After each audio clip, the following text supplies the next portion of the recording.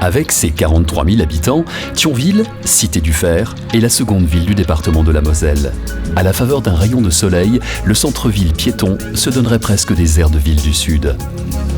Nous sommes place du Marché, au pied d'un beffroi datant du XIVe siècle.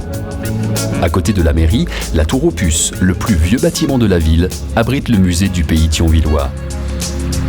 L'église Saint-Maximin et ses 2 tours de guet est un bel exemple d'église de place forte. Les amateurs d'architecture découvriront également la pharmacie du parc et son style néo-gothique.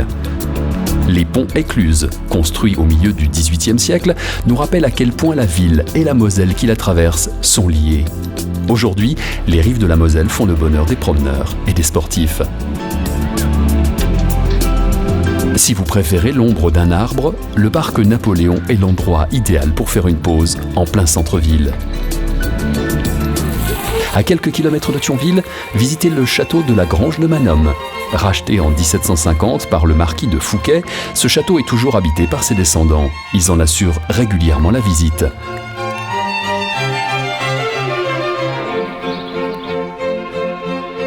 La salle à manger abrite un majestueux poêle de chauffage de 5 mètres de haut, fabriqué dans les faïenceries de la Grange vers 1780. Bien plus moderne, mais tout aussi incontournable, le jardin qui entoure le parc a été inauguré en 2009. Il reprend l'esprit du jardin du XVIIIe siècle. On l'appelle le jardin des prairiales. Si certains châteaux cachent souvent leurs trésors, celui de la Grange de Manom est offert au public.